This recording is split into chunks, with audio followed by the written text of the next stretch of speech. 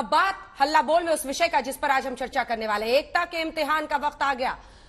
17 जुलाई से संसद का मानसून सत्र शुरू होगा। पटना में जो विपक्ष की बैठक हुई और शिमला में जो अगली बैठक प्रस्तावित है, उसके बाद ये पहला मौका होगा जब विपक्षी एकजुटता का टेस्ट होगा।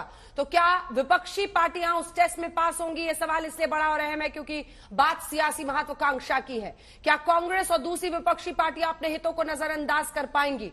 इस बीच विपक्ष की एकजुटता को बीजेपी ने भ्रष्टाचार से जोड़ दिया है। हम आपको दिखाएंगे कि किस तरह से कांग्रेस और बीजेपी के बीच 190 सीटों पर सीधा मुकाबला है आमने सामने का। उनमें से करीब 175 सीटों पर बीजेपी ने जीत हासिल की थी। बीजेपी का स्ट्राइक रेट 90 से ज्यादा रहा था। करीब 185 सीटें ऐसी हैं जहां बीजेपी और दूसरी पार्टियों के बीच मुकाबला है। उन सीटों पर बीजेपी का स्ट्राइक रेट करीब 70% है। तो हम आपको दिखा रहे हैं वो 190 सीटें जहां पर सीधा मुकाबला है, जिसमें से 175 पर बीजेपी ने जीत हासिल की, 90% स्ट्राइक रेट।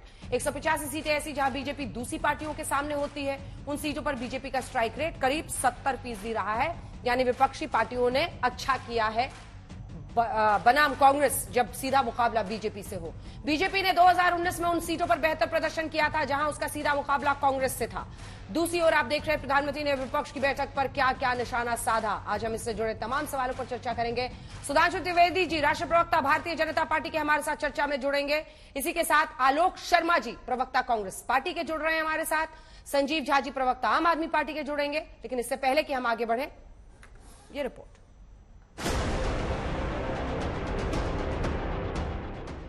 दिल्ली के दिल कनॉट प्लेस में बीजेपी ने तस्वीरें लगा दी है। पटना में विपक्ष की बैठक को नया रूप रंग दे दिया है। गौर से देखिए, विपक्षी नेताओं की तस्वीर लगाकर लिखा गया है भ्रष्टाचार में जेल गए।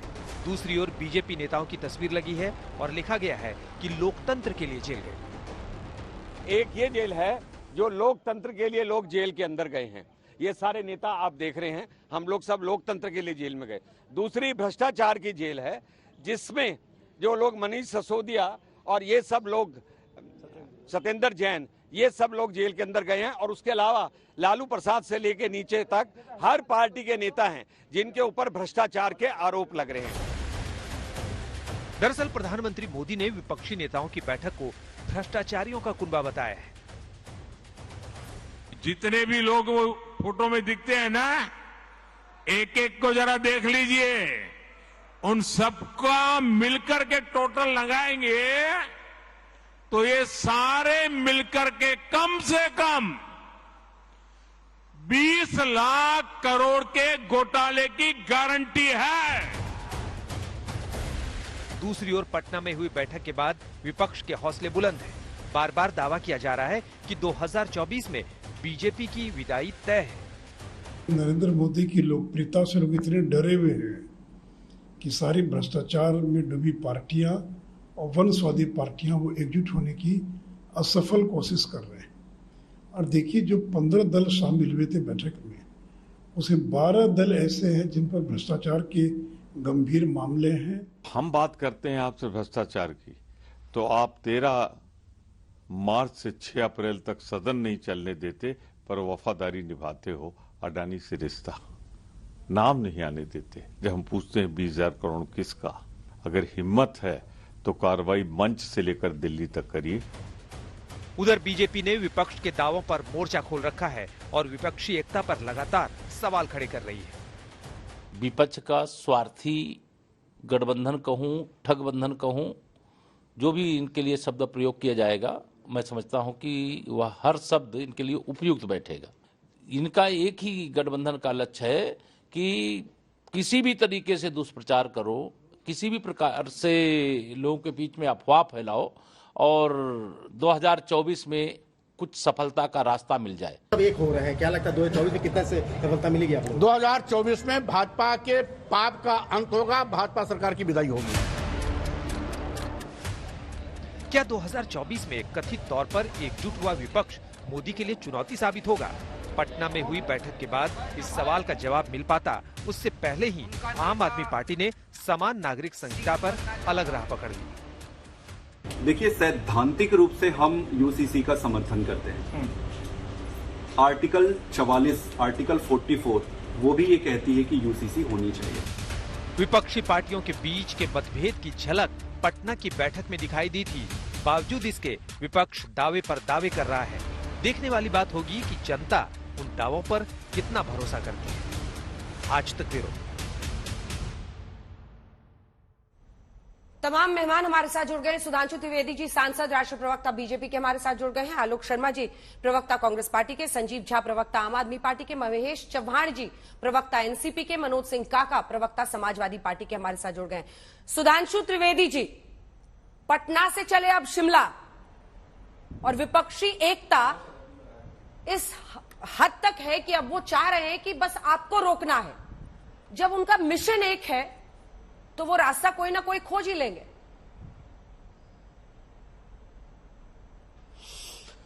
आपने कहा कि पटना में विपक्षी एकता किस हद तक है। सूचनाएं आई कि आम आदमी पार्टी ने वहां कुछ विषय रखा जिसके ऊपर उमर अब्दुल्ला जी ने उनके ऊपर टिप्पणी कर दी। फिर आम आदमी पार्टी ने कांग्रेस पे कुछ कंडीशन रखी। उनको लगा कांग्रेस कंडीशन नहीं पूरी कर रही है तो वो थोड़ा समय से पहले निकल आए। इस प्रकार की मीडिया में सूचना आई है। तो इससे साफ दिखाई पड़ता है कि इनके बीच की जो गठबंधन है उसकी नींव उतनी ही मजबूत है जितना कि बिहार के उस पुल की थी जो डूब गया है। तो इसलिए हमें लगता है कि ये जो भी है प्रचार विचार जो कुछ भी कह रहे हैं तो इसमें ठीक है, भाजपा के प्रति अंध विरोध, मोदी जी के प्रति घृणा, उस कारण से भले ही ये सब मिलके एक हो रहे हो, मगर जो मैंने अंजना जी पहले भी कहा था कि एक भारत ने इस स्थितियों को लेकर किस प्रकार से अमेरिका के साथ रक्षा सौदे करके डिफेंस डील किया है, उसी प्रकार यहां भी एक डिफेंस डील चल रही है अपने अपने घोटाले को बचाने की। तो जितने भी लोग भ्रष्टाचार के आरोप में हैं वो सब एक दूसरे का कवर फायर देने का प्रयास कर रहे हैं। अच्छा, परंतु उसमें मूल उद्देश्य अपनी पार्टी के भ्रष्टाचार को बचाना और अधिकांश पार्टियों के लिए अपने अपने परिवार को बचाना। इधर मोदी जी का लक्ष्य है कि अमृतकाल समाप्त होने पे 25 वर्ष बाद भारत कहां खड़ा होगा। दूसरी तरफ इनमें से लगभग सभी पार्टियों का केवल यह लक्ष्य है कि 25 वर्ष बाद मेरे परिवार का बेटा या बेटी या अधिक से अधिक भतीजा किस प्रकार पार्टी के पे नियंत्रण रखे और अपनी संपत्ति की रक्षा कर सकेगा। तो दोनों जी एक प्रश्न, एक छोटा सा प्रश्न, एक छोटा सा प्रश्न। देश की जनता विवेकपूर्ण ढंग से, आपने कहा कि पटना में जो बैठक हुई उसमें कई बात पर मतभेद हुआ। आपने कहा उमर अब्दुल्ला ने कुछ कहा, यहां वहां से अंदर से खबरें हैं। आपकी बैठकों में क्या सब एक ही बोली बोलते हैं?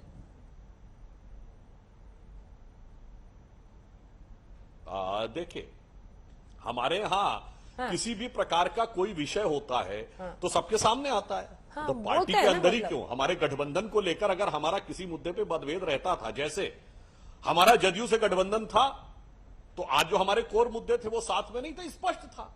शिवसेना कोर मुद्दों पे हमारे साथ थी, कुछ मुद्दों पे नहीं थी। तो जो हमारा गठबंधन था वो एकदम ट्रांसपेरेंट था। और दूसरा फंडामेंटल अंतर हमारे गठबंधन इनमें यह भी है कि चाहे अटल जी के जमाने का एनडीए हो या मोदी जी के जमाने का एनडीए, भाजपा सहित सभी एनडीए दलों ने एकमेव बगैर किसी लाज लपेट के प्रस्ताव पारित किया हुआ था कि हमारे गठबंधन के नेता नरेंद्र मोदी जी हैं या उस समय अटल जी थे। तो किसी भी प्रकार के किंतु परंतु संदेह भ्रांतिमान अलंकार की कोई गुंजाइश नहीं थी। यहां संदेह ही संदेह है। यहां वो सारी पार्टियां बैठी हैं जिनकी अपनी पार्टी का नेतृत्व तो निस्संदेह है, असंदिग्ध है कि यही व्यक्ति रहेगा और इसी परिवार का रहेगा। और जैसे ही गठबंधन का नेतृत्व की बात कहो तो लोकतंत्र का ज्ञान देने लगेंगे, वो तो मिलकर तय होगा, बाद में तय होगा, अभी तो चुनाव हार ले, इत्यादि इत्यादि इत्यादि। तो इस प्रकार से हमारी जितनी स्पष्टता है उतना ही इनका अप्रोच और इनके विचार उतने ही धुंधले और भ्रम से भरे हुए नजर आते। ठीक है, किंतु परंतु के बहुत कमजोर डोर से विपक्षी एकजुटता बांधने की जो कोशिश आप कर रहे हैं आलोक जी, उसमें स्पष्ट है एक बात तो कि ऑर्डिनेंस के मुद्दे पर दिल्ली के मुख्यमंत्री अरविंद केजरीवाल चाहते हैं कि कांग्रेस पार्टी समर्थन करे, जिस पर आप लोग कमिट करने को तैयार नहीं है क्योंकि आपका दिल्ली और पंजाब का खेमा इसके खिलाफ है, नंबर 1। दूसरी तरफ यूसीसी का इन प्रिंसिपल अब आम आदमी पार्टी समर्थन कर रही है। आप समझ रहे हैं इसका मतलब? आलोक जी, देखिए, मुझे लगता है कि जो पार्टी 9 वर्षों से बीजेपी की गोद में बैठी हो तो स्वाभाविक है कि वो बीजेपी के लिए ही काम करेगी। ऐसा आप लोगों ने बोला जब पटना में मिले थे तो। वो विपक्ष है, वो बीजेपी की बी टीम। मैं फिर कहना चाहूंगा कि वो बीजेपी के लिए बी टीम है और वो पहले भी थी। कांग्रेस पार्टी हमेशा से कहती आई है और कांग्रेस पार्टी क्या करेगी उसके लिए केजरीवाल जी से हमें प्रमाण पत्र नहीं चाहिए। अब बात आती है जो सुधांशु भाई ने बातें कही, यूपीए वर्सेस एनडीए। यूपीए में तो बाकी घटक दल भी और जुड़ते चले गए, एनडीए में लगभग 2 दर्जन घटक दल इनको छोड़कर चले गए।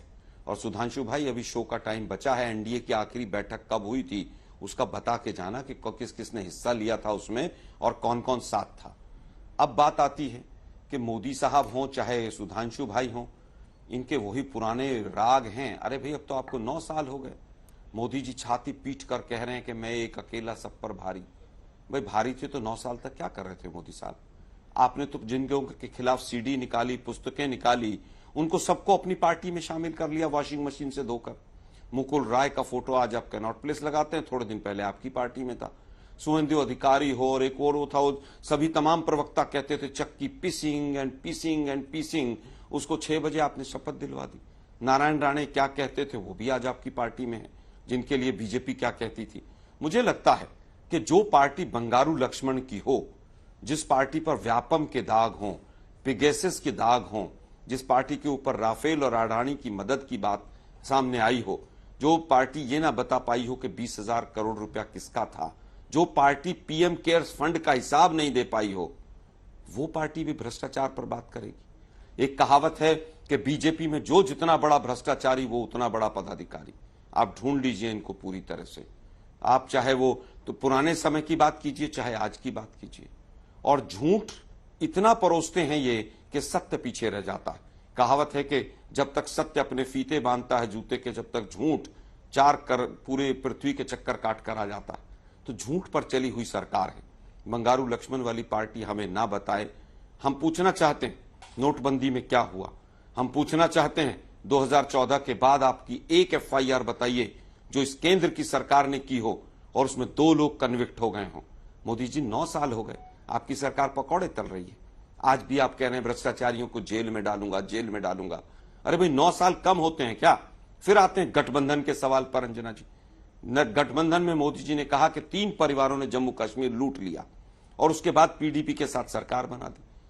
जब वहां के गवर्नर ने कहा 150 करोड़ के घोटालों के आरोप थे, मेरे पास ऑफर थी, उन्हीं के यहां सीबीआई भेज दी।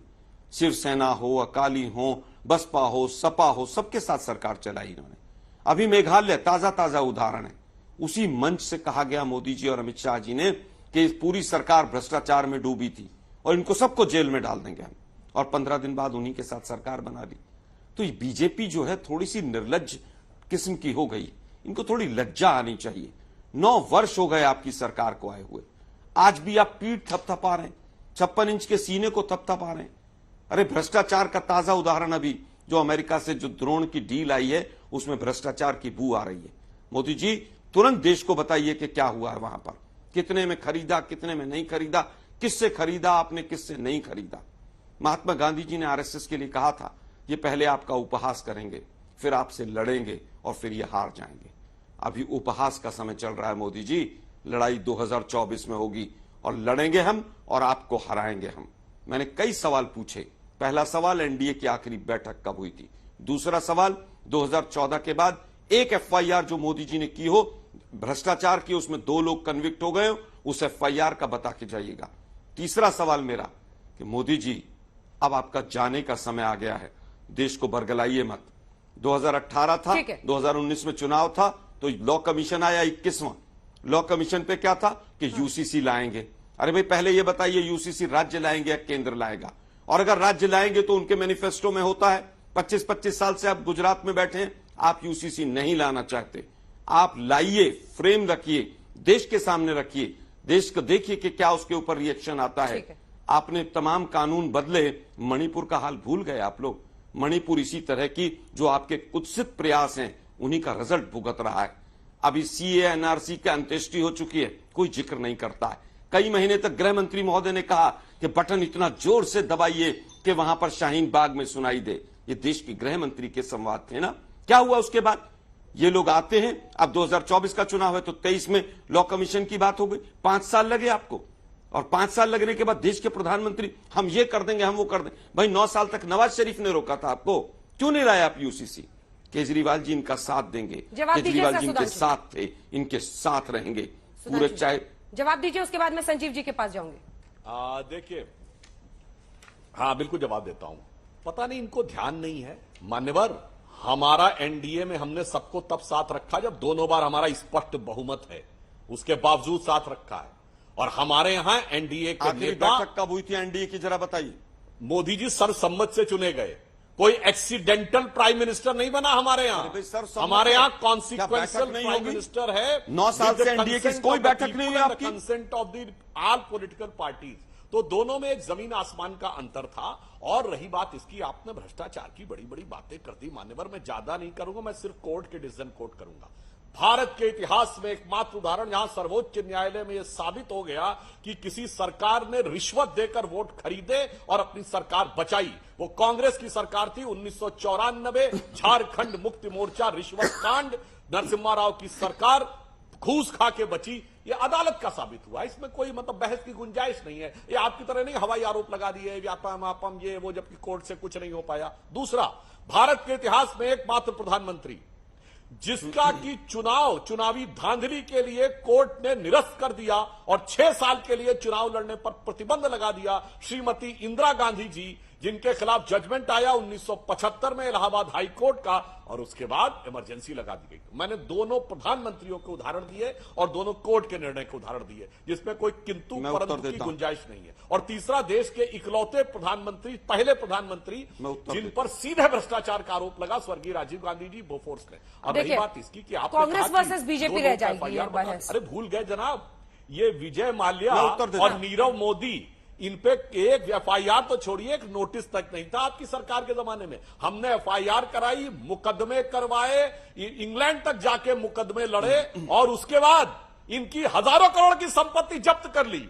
जानकारी न हो तो समझ में आता है, पर जानकारी छुपा कर बोला जाए तो वो शातिराना लगता है, वो बचकाना नहीं लगता। आलोक जी, एकदम छोटा सा जवाब, नहीं तो सिर्फ कांग्रेस बीजेपी, आप लोग कम से कम यहाँ तो अन्य दलों को बोलने दीजिए। छोटा सा, 2014 के बाद अंजना जी 2014 के बाद मैंने पूछा एक एफआईआर बताइए जिसमें 2 लोग कन्विक्ट हुए, नहीं बताया। 2G में 1,76,000 करोड़ दोनों पे एफआईआर 2014 के बाद, गृह मंत्री अभी भी चिल्लाते रहते हैं, लेकिन आज तक प्रूफ नहीं हुआ। सुनिए ना भाई जरा, सुनिए जरा, अब सुनिए, मैं बीच में नहीं बोला। 2013 में एक पुस्तक आई दामाद श्री, 2022 में हरियाणा गवर्नमेंट ने क्लीन चिट दी। बोफोर्स में अरुण जेटली, एक मिनट सुनिए भाई, मैं बीच में नहीं बोला, आपके बीच में नहीं बोला। बोफोर्स में अपील में जाने से अरुण जेटली जी ने मना किया। नीरव मोदी और तमाम तरह के आप लोगों ने रेड कॉर्नर नोटिस हटाए। अभी तक किसी न्यायालय ने 1000 करोड़ की प्रॉपर्टी को जब्त का ऑर्डर नहीं दिया, केवल प्रॉपर्टीज को अटैच किया है। क्यों? क्योंकि वो मेहुल भाई की प्रॉपर्टीज हैं, इतनी आसानी से कुछ नहीं होगा।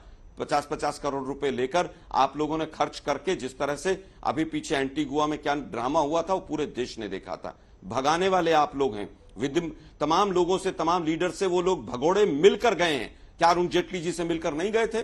विजय माल्या मिलकर गए थे, और क्या करके गए थे, क्या डील हुई थी? हमारी सरकार आएगी उसका भी पर्दाफाश करेंगे हम। इसलिए कम से कम बीजेपी, कहावत है ना कि छाछ तो बोले ही बोले, छलनी भी बोले, बीजेपी भी भ्रष्टाचार पर बात करेगी। व्यापम में 60 लोग मर गए, आज तक इनके तमाम मंत्री अंदर चले गए जेल में, एजुकेशन मिनिस्टर, और ये लोग बात करेंगे।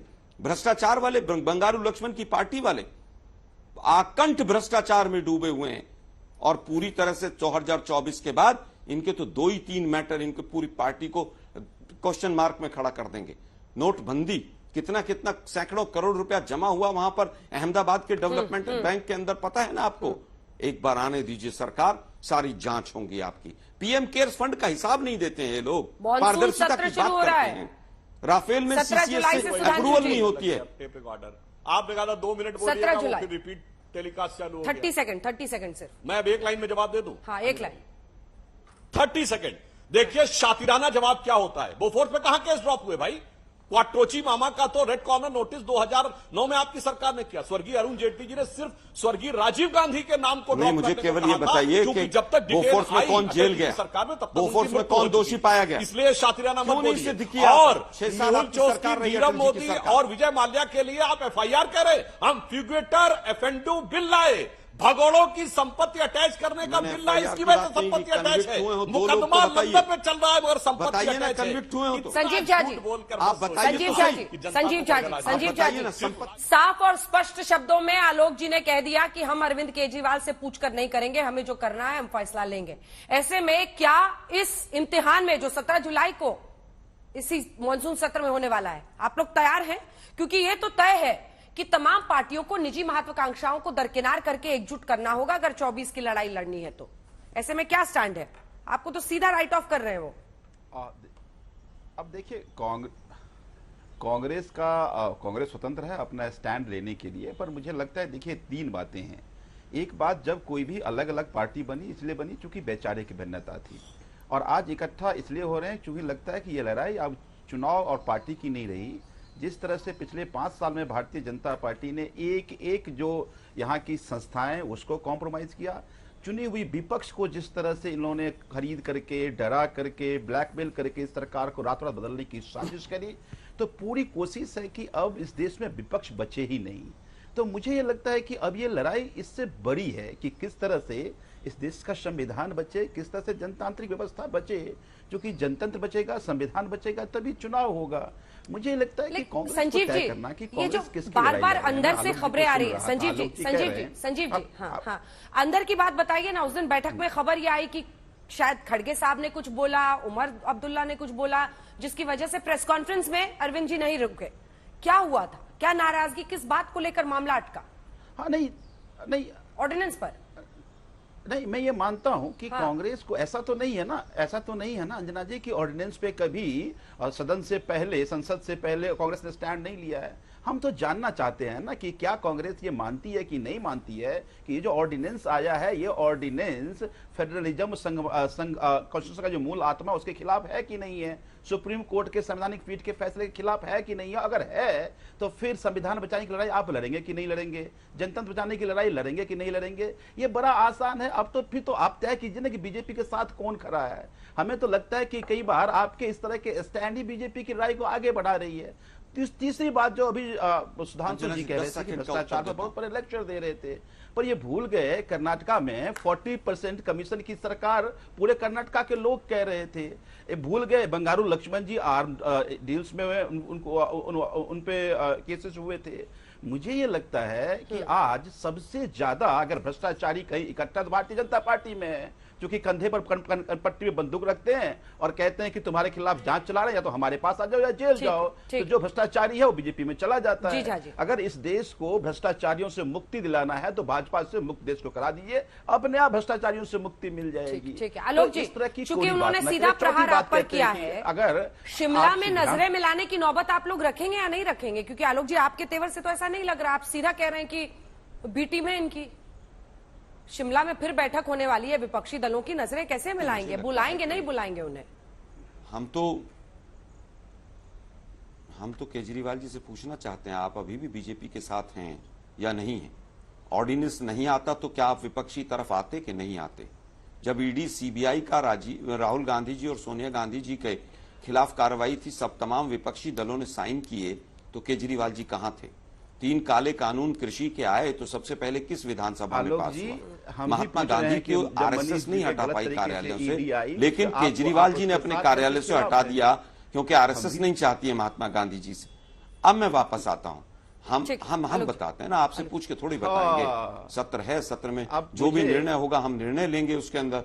अब हम सीधा सीधा पूछना चाहते हैं, ऑर्डिनेंस से पहले आप भ्रष्टाचारियों का साथ क्यों लेना चाहते हैं? आपने तो याद होगा ना, वीपी हाउस में एक स्टेटमेंट दिया था, बहुत लंबी चौड़ी लिस्ट लेके बैठे थे।